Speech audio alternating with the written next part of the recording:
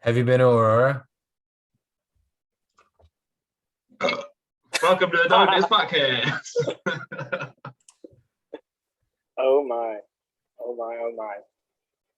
What a wonderful life.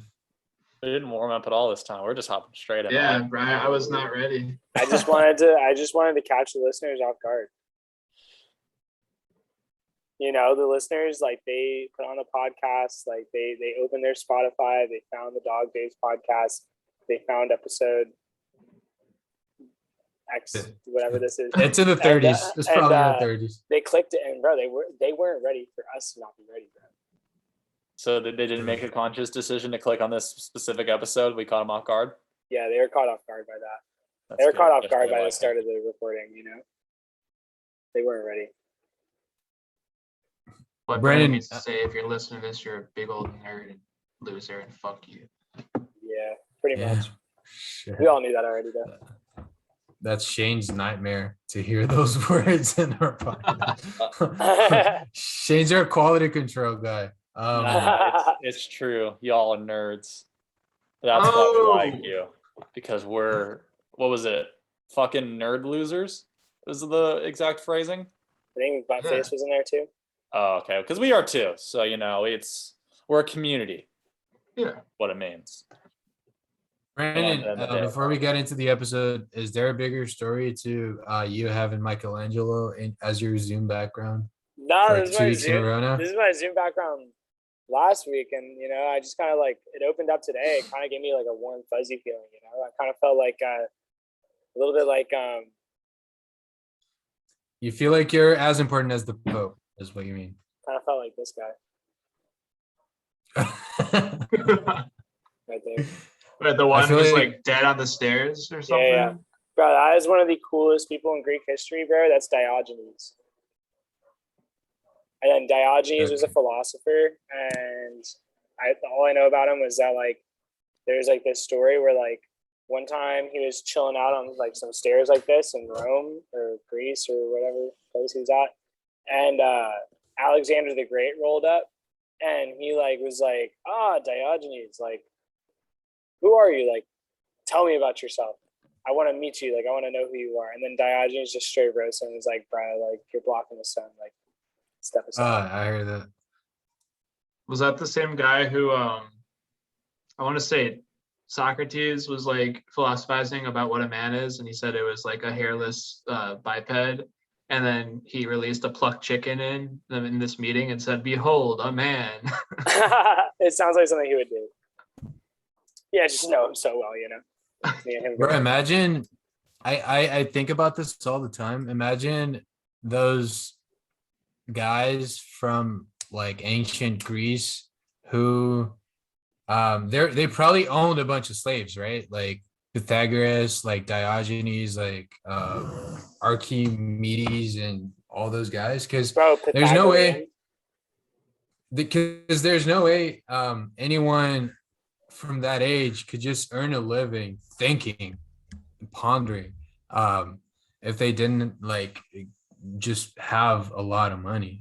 I would imagine. So then I keep thinking about like those guys' daily lives were, because from that painting, I like, it's not a biographical painting by any means, but like you get the sense that like that was kind of how they lived, just like hanging with the boys, coming up with like different sciences. Well, you All see, day.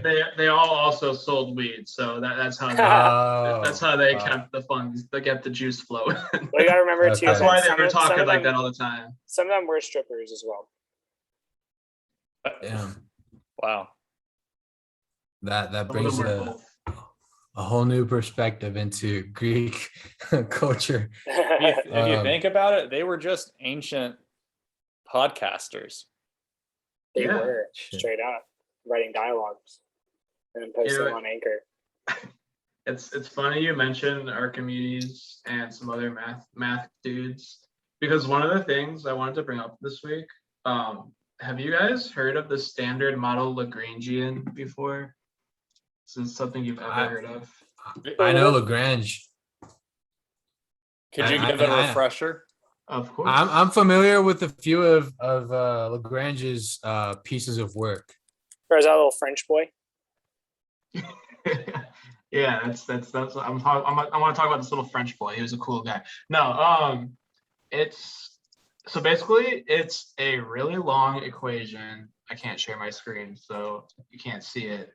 But it's a really, really, really, really long equation that basically sums up everything we know right now about particle physics. So like anything like for any given elementary particle in physics, like you can plug its values into this equation. Most things become zero, but like some of the terms define properties of it is basically how it works. But anyway, like it's just you look at it, it's an equation, and it's like just how the universe works, at least what we know so far. And it's like really crazy to look at. Like it's like I don't know, it's an equation that just explains the universe according to what we know. It's pretty gnarly. But I was really high when I learned about it, and I was just like, yo, like I'm just like looking at the fabric of the universe right now, guys. It's crazy. I think it's used like often in physics too. It's not like a one-off equation. It's like something that gets used all the time. My brother, I think, has talked to me about this before. He had to use it like on his homework. You had to use this? That's a fucking monster, dude. Imagine having to write this down on the test. Like keep writing it over and over. They don't provide like the formula sheet. You just have to like know this shit by heart. Bro, that's crazy. Yeah. You're not allowed to bring a calculator, but you are allowed to bring a copy of the theory of everything. That's crazy. It's just crazy to look at and be like obviously none of this means anything to me, but like you know, you still like just know the significance of it. It's crazy. Physics is cool.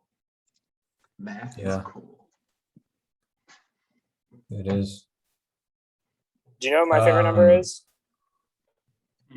3. 26.3.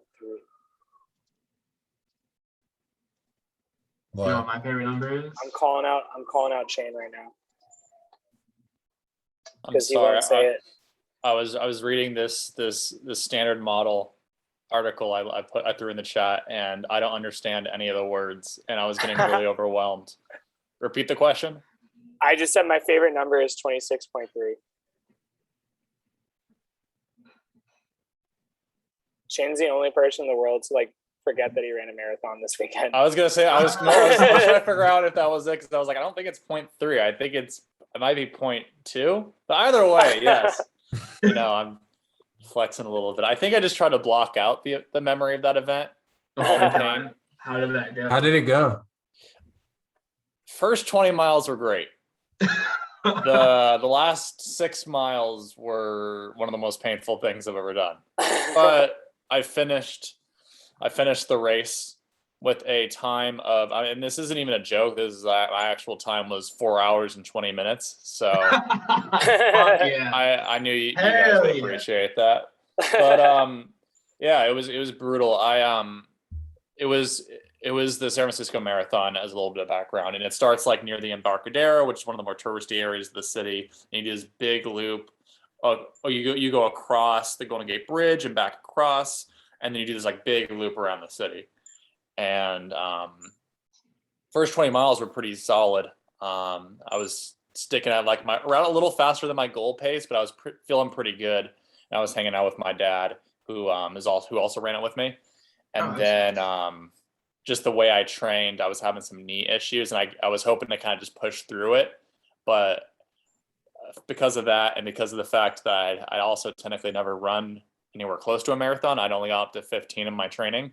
I hit a wall at 20, and I started having some really serious issues.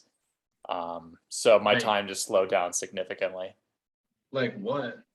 No, there's a few factors. One, my knees were getting to the point where I hurt every step. So like I was physically having trouble like bending my knee. It was getting really stiff and painful. So like normally, for example, if you're going downhill, it'd be like, great, you get to take it, your cardio gets a little bit of a break. But that would hurt even worse because that's more pressure on your joints. So I was like limping down hills, and it was starting to get painful. and then some dehydration started to catch up with me a little bit, which was weird because I felt like I was drinking lots of water, but I guess I wasn't drinking enough. So that was a bit of a factor. And then just cardio wise, I kind of hit a wall at 20, which commonly happens in the marathon with runners. And that's also just due to the way I trained. Like I mentioned, I had only gone to 15 before, and I just wasn't used to kind of getting to that level. So I kind of hit a wall and everything kind of happened all at once. So I took it slow for a few miles and just limped through it, took some walking breaks and got some fluids in me. And then the last 2 miles, I felt better and I was able to kind of do a light jog through the last couple of miles, and I finished. So all in all, it was a fun experience. I learned a lot on how to properly train for this sort of thing. So I imagine if I was to do another one, which I hope to do next year or maybe the year after, I imagine I'll do a lot better since I'll just have a better, I'll be able to prepare better this time around. Right. It used to be such a good time. Yeah, it's the best time. Asia. Bro, I haven't talked to Asia in like ages. I don't know why she did. She made biscuits. What's cooking, Whoa! bro? Whoa! That got some jelly on them though. Shane, you'll be happy to know I did look it up, and the average time is 4 hours and 21 minutes. So you are an above. Oh shit! I'll take that, man. Bro, Probably that's a lot of crazy. How do you, evangelical people who are like, no, can't finish it. Yeah, they're like, we can't let this end.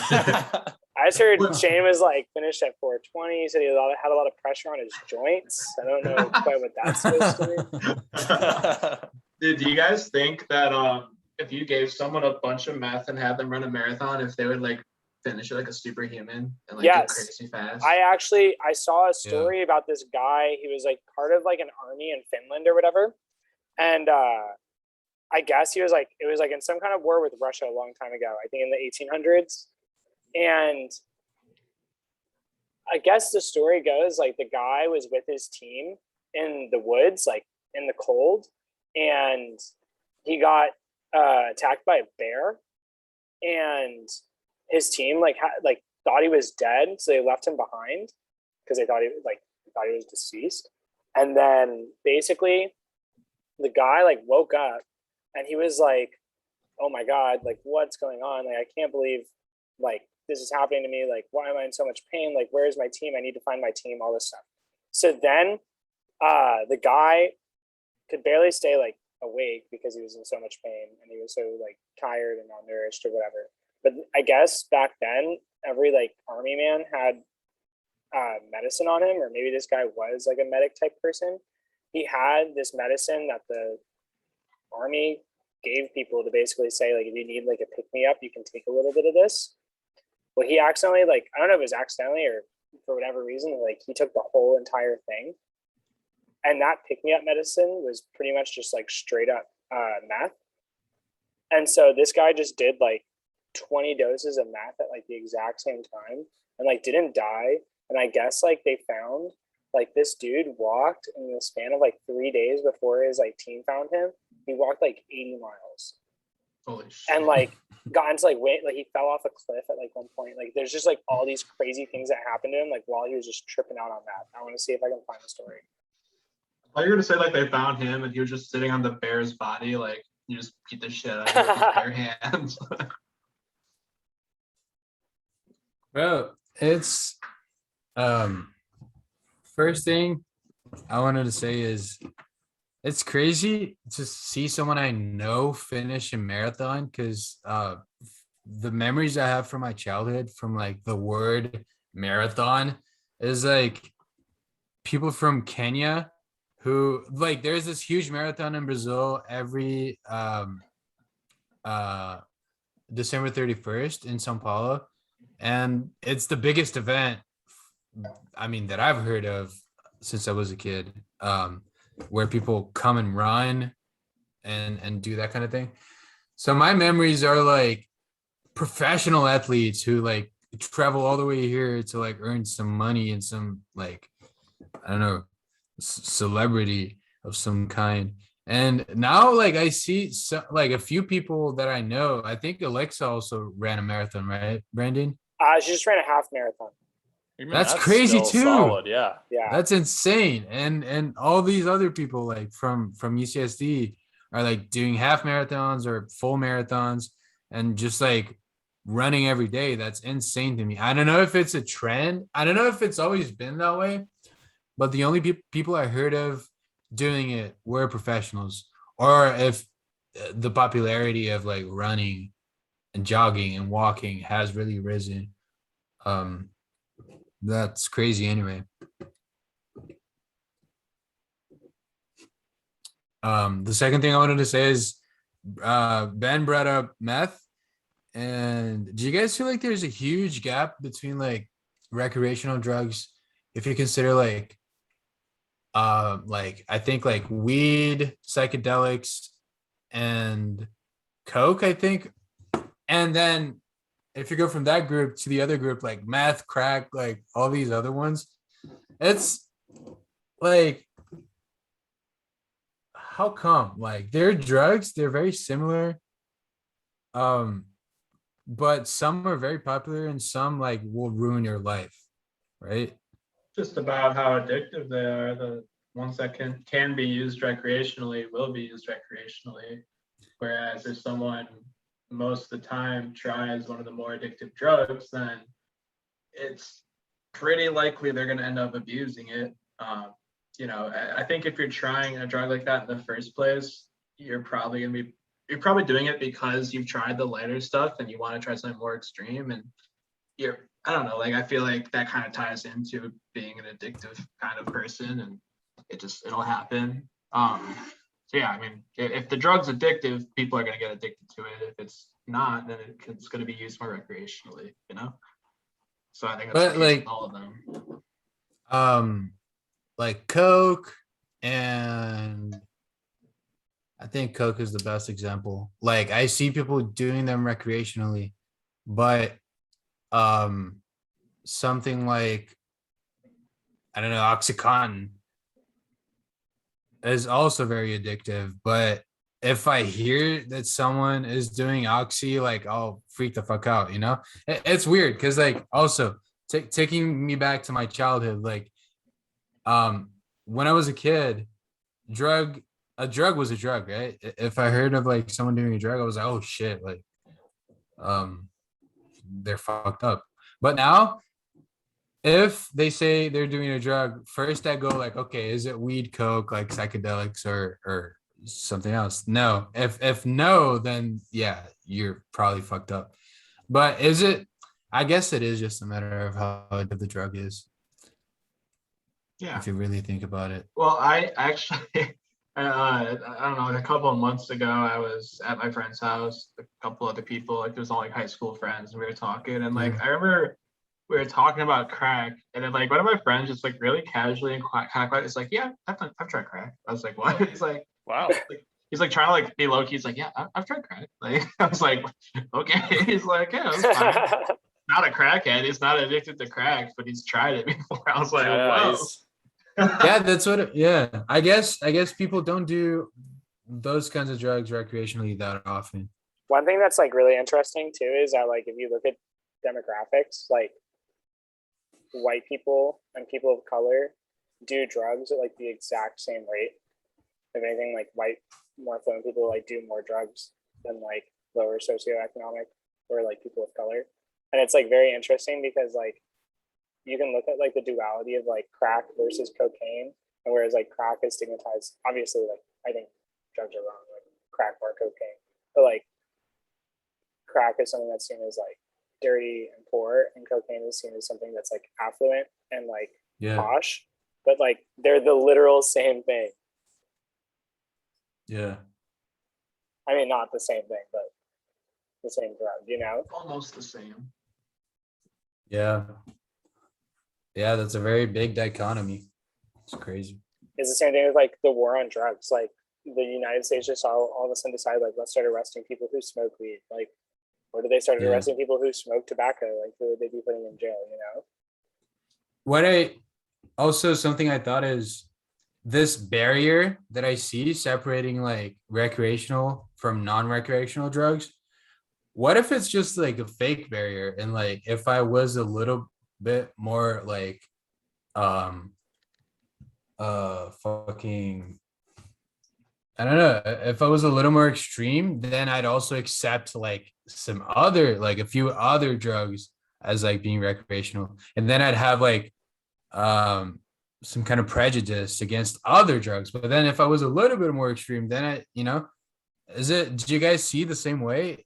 Is there this big like jump from like psychedelics to like um shit oxy, those other ones, or is it just one and the same thing? Is just that we like to think that there's a huge jump, because then it doesn't make us sound that bad if we do one of those recreational ones. I do think there is a huge jump. Like not necessarily huge, but there definitely is like a tangible difference between, like you said, like someone who's smoking weed versus someone doing heroin, right? Like it's just not on the same level. No one does heroin. It's impossible to do heroin recreationally. It's just not a thing. Yeah, like I think that it's more of a spectrum. Like there's probably, like a pyramid. What am I trying to say? Like, yeah, there's going to be different levels of of how addictive they are, how dangerous they are, how chemically dependent do you become the moment you take it, how addictive it is. And, there is a certain degree of subjectivity, but like some of them are banned for a good reason, in my opinion. Yeah, there was this reminds me of some story I saw on Reddit about, I think like on the drug r/psychonaut. No, not that. That shit's crazy. That's not what I'm talking about. It was, I think, just the drug subreddit. This dude posted, like, he's like, guys, I'm gonna do it. I am going to try heroin recreationally. I'm gonna do it once. I'm gonna see how it feels. I'm talking about, like I'm gonna see how it feels. That's it. Like, we're gonna do one and done. I just want to know. I'm curious. And then like people who followed his like post history, he got just straight up, he just got addicted to heroin after the first time, and like became a heroin addict for a while. I think he got better eventually, like he stopped, but like it was really sad and like really depressing because like it tears his life apart too. Yeah, dude, the shit ruins your life, like straight up. It was crazy. It's really depressing. Have you guys ever thought about like? Sorry, Shane. Go ahead. You go ahead. Oh, I was just gonna say it's one of the creepiest things I've read on that website, just because the way he describes it, like the first time he took it, about how it was like the greatest feeling you can ever feel. Like it's one of those. It's creepy to hear about, like, not only how good he thought it was, but the fact that the moment he took it, like he was hooked. Yeah. And just seeing his life sequentially fall apart and like different intervals within like the span of 3 weeks it's creepy. It's creepy to think that it could happen to anyone if you just make the wrong choice the one time. That is kind of like what part of me kind of thinks. I'm not advocating this, but like you're like 95 and you're like your days are numbered. Wouldn't you just kind of want to like see what it's about, Yeah, dude, straight up. Like actually I was reading a book. I think I actually might have mentioned on the podcast. It's by the same guy who wrote The Martian. Yeah, and like in this book, like they go on this like suicide mission to like save the planet. Like they basically fly a spaceship to another star system. And they each choose like how they're gonna eventually die, because like they know they're gonna run out of shit, run out of supplies, whatever. They're not coming back. And this one of them, she just says like, I want to try heroin. Like I'm, just slowly up the dose so I have a nice trip and then eventually just drift off. Like that's not a bad way to go at all. Like if you're dying of some like really bad disease. Yeah, I was gonna say, as compared to like, you'd rather die of that or like in the Salem witch trials, Right. And I guess if you had to choose between the two. If I was in that book, I'd say like I'd like to die of old age. Have a real good time. Yeah. do most so as I grow older, I start to realize how many um how many ways of dying have more to do with like your like heart stopping to beat and like your lungs stopping to pump like oxygen into your brain. Like I never really thought about it that much. I thought like, oh, an OD is an OD. Like you probably just melt your brain or whatever and stop existing. And but bro, so many things are just about your heart. Like it directly affects your heart, and then you die. And it's basically OD. I think is just like peacefully, your body just malfunctions completely, and then you die. I think I know that there's some I know like Jimi Hendrix OD'd, and Bon Scott from AC/DC. They both OD'd the same way, which is they were vomiting, but they weren't sideways. So then their vomit got into their lung. That must fucking suck. But That's taking brutal. that off the equation, taking that out of the equation, like I know Lil Peep, the rapper, he OD'd on fentanyl, and I know for a fact because my doctor friend told me that when you OD on fentanyl, what happens is you're in such a deep state of otherworldness, like you're just like so outside of it that your body just forgets to do the things that it just knows how to do automatically. So then your lungs forget how to breathe and your heart forgets how to beat, and then you die. I think that's probably not that hard on you physically. Well, Unless- I don't want unless to find you're- out. Yeah, I was gonna say, Yeah. unless like mentally you're aware that this is happening to you and you just have Oh, to no, sit there fuck for the no. rest of your trip, like breathe. Breathe. But I feel like Yeah. that's probably not how it goes. Yeah, they're probably not that aware of their surroundings at that time. No. But it Yeah. is like fascinating. I mean, pretty much like all death has to do with like your heart stopping or like your lungs stopping or your brain getting messed up. Everything Yeah. else like kind of is fair game. Like even if you go Yeah. into like kidney failure, the reason why you die is because like blood stops going to your brain, I'm pretty sure. And then your brain dies. But what I'm saying is there's other ways of dying where a lot is done to your body, before that happens. Wait, what's going on? Real uplifting stuff, guys. I was having that same thought, dude. I was like, let's just the rest of this podcast will just be any way you could die. We'll just go through all of them. Okay, I'm not gonna lie. You guys know the show 1,000 Ways to Die? Yes. Yeah. The thing about that show that's like crazy to me is like every episode they're like, the names of the people depicted in this episode have been changed to protect their identities. And then like for the rest of the episode, they were just like roasting the person for like dying. Like, look at this dumbass. Thought he could go in his neighbor's hot tub. Turns out the hot tub was getting fixed by a pool repair guy and could get unlimited hot, and he boiled to death. And it's like, this dumbass like didn't know what he was doing. That's why he died. And I'm like, yo, like, chill, man. Like that. Dude, that like, show that's was kinda fucking sad. wild. Do you remember how the 1,000th way to die was just old age or like natural causes or something? Oh, was it? Wait, no way. It was like something very normal. It was so funny.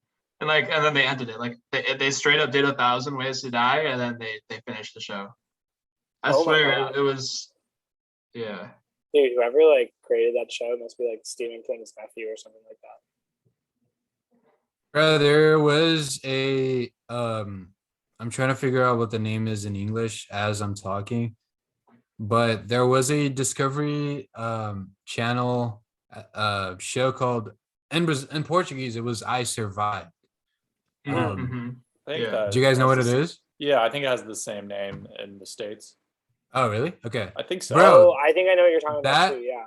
Bro, that shit was like my shit when I was like probably 10 or 11, because each episode was a person who like survived the craziest fucking situation possible.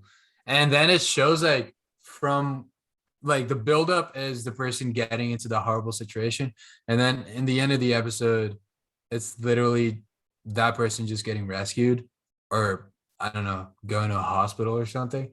And I remember one episode where it was this girl who I don't know why the fuck, but she was stranded by herself in the middle of the ocean. Like it's not like Happens, bro. That happens to people. it's not like she was on a like airplane crash. It's not like she was like in a huge like cruise that just crashed and she was the only survivor. For some reason, she was by herself in the middle of the Pacific Ocean. Bro, do you know what that makes me think of? Is like if you've ever played Roller Coaster Tycoon and you can just like claw grab someone and like pick them up and like drop them in like water. Like this is what God did to this like person. Bro, and I remember for the whole episode, it's like watching Free Solo, which by the way, if any of you haven't, I highly recommend it. For the entire episode, I was like, there is absolutely no way this person's fucking surviving. This is bullshit. Like, and then like lo and behold, like a random like airplane flies over her or some shit. It's just so unreal, bro. But those shows were very formative because I feel like our generation became kind of like acquainted with like natural disasters at a very young age with like movies like 2012 and I don't know. End of Tomorrow. Shows like that. Oh, Day After Tomorrow, bro. I rewatched that during the pandemic. It's dope. Bro, it holds up so well. Contagion, bro. Yeah. I mean, I don't need to watch that. You can just, look outside. It is actually absurd how many similarities there are in that movie. Yeah. Does the movie end with them finding a cure and then half the country doesn't want to get it? No, but dude, the movie does actually like have like a huge theme about misinformation with the vaccines and like other way. Like there is like people in the movie like who don't want to go get the vaccine because they don't trust it, and they're like following this like one of the main characters in the movie is like a blogger who's talking about like alternative medicines for like if you don't want to take the vaccine, where he like fakes getting sick and like vlogs himself taking like another medicine so that he can like show his followers that the medicine like works even though it's like all fake. And like it's just about him like spreading misinformation and stuff. And I'm like, damn, like that's a little too.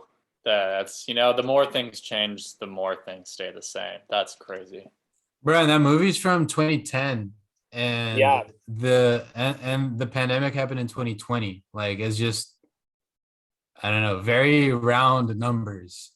That seems odd. Seems kind of odd. What's gonna happen in 2030, guys? Yeah, probably, dude. Honestly, I'm low-key afraid of a solar flare. Like, not one that would just like obviously like engulf the Earth and kill everything, because at that point, like, what can you do?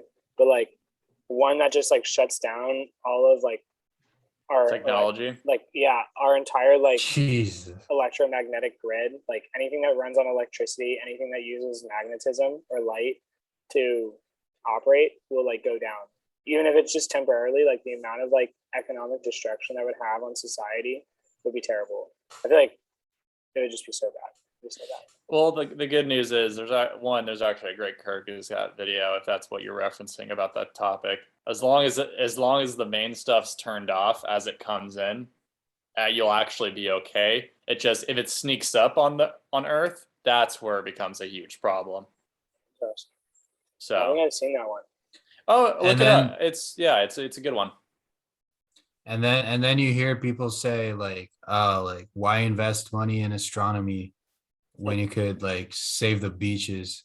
Yeah, right. Well, I mean, they're both important. Let's the beaches. Hey guys, I just want to throw out there also, we discovered I'm anti-beach. We discovered Uranus before we discovered Antarctica. Is that actually true? Yeah. Well, I discovered Uranus in 2015. Boom. Got 'em. Yeah, you got me. You got me. You want to rediscover it, Stu? Oh yeah. All right. Man, you said you had a lot. You said Mhm. I had a lot of. You said you had a lot to talk about. Yes. What? The So floor is one yours. other fun thing. This is movie related. I learned that Willem Defoe in my cousin was telling me about this, and he said it was in The Lighthouse, but I looked it up and it was a different movie. But either way, he had to get a penis double for this movie he was in because his dick was, quote, disturbingly large, and like people they didn't want to put it in the movie. I could see that. I think he definitely has like big dick energy. Yeah, he's got like Bro. he's got like 1800s horror novel monster energy about him. Yeah. Like I could see him having a monster dick.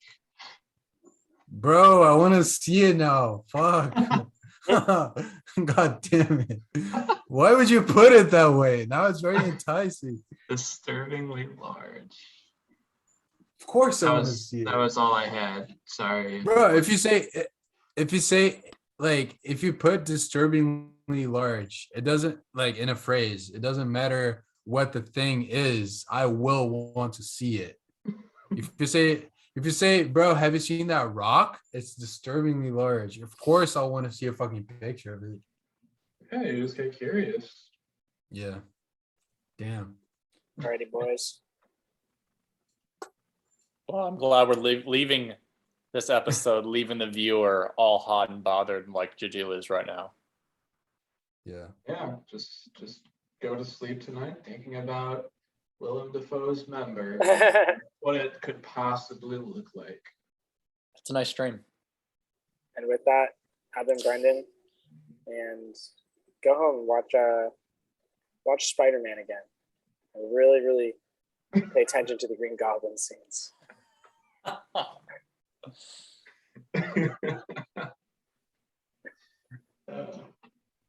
I've been Ben, and if you're gonna try meth, at least be productive and run a marathon, I guess. I've been to do, and I am very happy because the US is allowing people back into the US after a year and a half of not allowing people into the US. And it just happens that they're doing that in the same exact month that I had the tickets bought for. So You good gamed news. it, bro.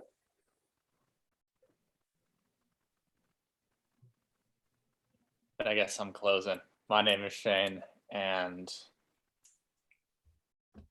we talked a lot about death today. So take care of yourself.